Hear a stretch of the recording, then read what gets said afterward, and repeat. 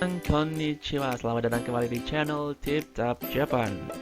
Nah, di kesempatan yang berbahagia kali ini, Tip Tap Japan akan kembali memberikan sebuah tips bagaimana caranya untuk mengubah identitas. Tapi kali ini kita akan membahas tentang bagaimana caranya mengubah identitas ketika kita sudah selesai ujian. Di video sebelumnya kan kita sudah pernah membahas bahwa kita sudah tahu caranya bagaimana untuk mengubah identitas ujian JFT dan SSW ketika sebelum ujian. Nah, di video kali ini kita akan bahas tentang bagaimana sih caranya untuk mengubah identitas tapi setelah ujian. Jadi maksudnya itu ketika kita sudah menerima sertifikat, ketika kita sudah menerima hasil skor kita masing-masing, seperti itu. Nah, pada dasarnya atau secara umum sebenarnya caranya itu sama saja karena kita bisa menggunakan cara yang sudah Mimpin sampaikan di video sebelumnya. Mungkin ada satu atau dua step tambahan yang perlu kita lakukan untuk bisa mengubah identitas kita ketika kita sudah selesai ujian, seperti itu. Nah, step yang pertama masih sama seperti sebelumnya. Kita buka saja website dari Prometric yang khusus untuk ujian JFT dan SSW. Nah, setelah sudah dibuka, kita bisa pilih nih yang mana saja di sini. Kita bisa pilih yang mana saja karena pada dasarnya nanti kita akan diarahkan ke formulir yang sama, gitu. Jadi bebas pilih yang mana saja. Misalnya untuk sebagai contoh nih ya, kita pilih yang ASAT aja deh ya. Kita pilih yang ASAT, kemudian kita pilih yang Indonesia. Nah, yang di sini agak beda karena kalau di video sebelumnya itu di websitenya kita bisa scroll yang paling bawah, kemudian kita akan menemukan formulir yang berbahasa Indonesia. Tapi karena ini ternyata sudah ada pembaruan ya dari pihak Prometric, maka ketika kita scroll ke bawah tidak akan menemukan formulir yang berbahasa Indonesia. Jadi kita harus mengeklik tombol hubungi kami yang ada di sini. Baru kemudian kita akan diarahkan ke link formulir bahasa Indonesia. Kemudian kita pilih ya, kita pilih negaranya, kita pilih yang Indonesia, select the country, Indonesia. Baru akan muncul link-link formulir yang ada berbagai macam bahasa di situ. Ada Indonesia, Inggris, Jepang gitu. Nah, kita pilih yang Indonesia saja. Klik di sini untuk menghubungi melalui form pertanyaan. Kita bisa klik di sini, maka kita akan diarahkan ke formulir yang harus kita isi untuk mengajukan pengubahan identitas gitu. Nah, nanti untuk linknya akan saya tulis juga di di deskripsi di bawah gitu ya. Jadi kalian bisa klik di situ atau bisa kalian buka dari halaman atau website Prometric. Nah, untuk mempercepat sebenarnya Mimin sudah sempat mengisi di sini. Jadi ini biar cepat ya, biar cepat Mimin sudah sempat mengisi. Jadi kurang lebih itu caranya sama seperti sebelumnya. Kita tuliskan nama yang benar sesuai identitas, kemudian ID Prometric, kemudian alamat email kita yang sesuai dengan yang kita daftarkan. Kemudian nama tesnya apa? Di sini agriculture untuk percobaan ya, untuk tes saja. Kemudian ada tanggal tesnya berapa. Kemudian apa yang ingin diubah? Ubah informasi pendaftaran saya misalnya. Kemudian identitas apa yang ingin diubah atau informasi apa yang ingin diubah, misalnya nama dan tanggal lahir. Nah, kemudian kita isi nama dan tanggal lahirnya yang benar dan yang salah itu seperti apa.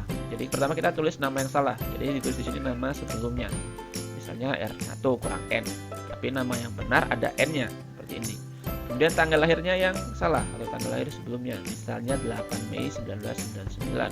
Dan tanggal yang benar adalah 8 Juni 1999. Kemudian kita juga tulis di sini nama ujian yang ingin diubah gitu. Misalnya tadi kan agriculture. Tulis tanggalnya berapa. Kita tulis lagi di sini.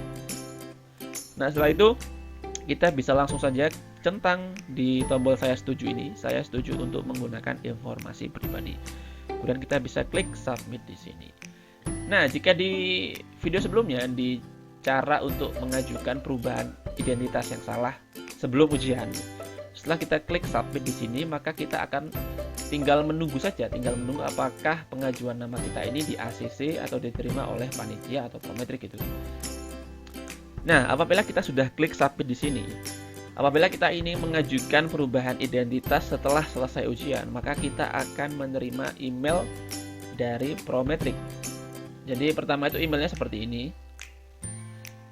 Jadi ini email dari Prometric Indonesia ya. Nah, berhubung Prometric Indonesia ini tidak bisa melakukan pengubahan identitas kita, maka Prometric Indonesia akan meneruskan formulir kita ke Prometric Pusat atau Prometric yang ada di Jepang, seperti itu. Nah, jika sudah mendapatkan email seperti ini, maka kalian juga akan mendapatkan email yang seperti ini. Nah, jadi ini ada namanya post test name amendment atau perubahan nama setelah tes. Jadi kalau kita sudah selesai tes, maka kita akan mendapatkan email yang seperti ini. Nah, di sini emailnya berbahasa Inggris ya. Jadi mungkin kalian yang mungkin bahasa Inggrisnya kurang bagus, tidak perlu khawatir sebenarnya, karena yang harus kita lakukan adalah cukup mengklik link yang ada di sini, yang depannya HTTPS ini, warnanya biru sendiri ini. Kita klik di sini, maka kita akan dimasukkan ke formulir khusus baru. Jadi ini adalah formulir khusus dari Prometric Jepang, di mana kita bisa mengajukan pengubahan nama lagi. Jadi pertama kita klik atau centang yang noted nih, noted I understand that my score report may not be corrected. Kemudian setelah kita centang yang di sini, kita bisa mengisi nama kita. Ini nama yang benar ya. Kemudian setelah itu kita isi ID Prometric, kemudian kita isi email atau alamat email kita yang sudah sesuai kita daftarkan untuk mengajukan, untuk mendaftar ID Prometric seperti itu. Nah, kemudian nama tesnya apa? Karena kita pilih agriculture, maka kita pilih agriculture lagi. Kemudian di mana kita mengambil ujiannya. Jadi kita ujiannya itu di mana? Apakah di Indonesia atau di Jepang? Karena kita ujian di Indonesia, maka kita klik di Indonesia seperti itu. Kalau di Jepang ya klik di Jepang. Bebas yang mana aja, tergantung di mana kalian ujian. Nah, kemudian tanggal tesnya tanggal berapa? Seperti itu. Misalnya tanggal 29 Juni 2021. Kita klik yang ada di sini, kita pilih tanggalnya. Nggak bisa diketik manual juga bisa di sini. Nah, kemudian ini ada kolom first name. First name inilah nama depan. Karena tadi itu nama depannya cuma ada ini aja ya, tanpa nama tengah, tanpa nama belakang, maka di sini kita juga mengisi nama depan saja gitu. Jadi nama tengah tidak perlu diisi, dibiarin aja kosong. Nama belakang juga tidak perlu diisi, dibiarin aja kosong kalau kita misalnya cuma punya nama depan. Nah, selanjutnya kita harus mengupload atau mengunggah foto paspor, foto KTP atau foto Zarifat yang kita punya. Nah, ini size-nya atau ukurannya tidak boleh lebih besar dari 50 MB. Jadi kita tinggal upload di sini atau diunggah di sini. Jika prosesnya sudah selesai, maka kita bisa klik agree di sini. Kita bisa klik agree, kemudian kita klik submit.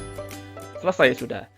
Nah, jika kita sudah selesai klik submit di sini, maka kita prosesnya tinggal sama seperti yang sebelumnya. Jadi kita tinggal menunggu email balasan dari Prometric.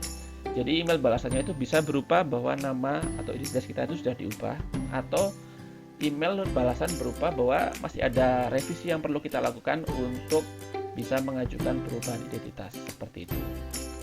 Jadi kita tinggal menunggu email balasan saja, apakah pengajuan kita itu sudah benar prosesnya, apakah masih ada revisi yang perlu dilakukan.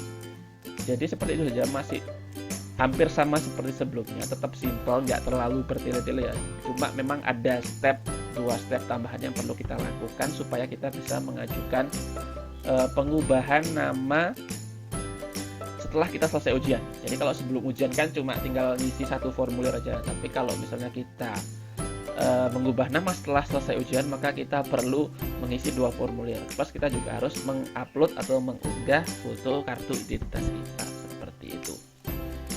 Nah, sepertinya cukup sampai di sini aja tips dari TipTap Japan kali ini. Semoga tips kali ini bermanfaat buat kalian semua. Silakan ketik komentar kalian di kolom komentar di bawah. Kalian bisa juga klik like, subscribe, dan juga sebarkan ke teman-teman kalian.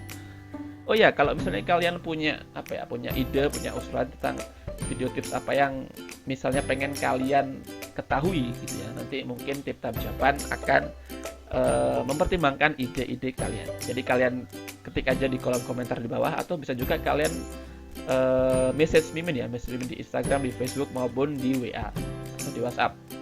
Jadi Mimin tunggu ide-ide atau usulan-usulan dari kalian tentang tips apa yang sebaiknya Mimin buat berikutnya, seperti itu. Nah, sampai di sini aja video kali ini. Semoga kita bisa bertemu lagi di video-video yang lainnya. Sampai jumpa dan semoga bermanfaat.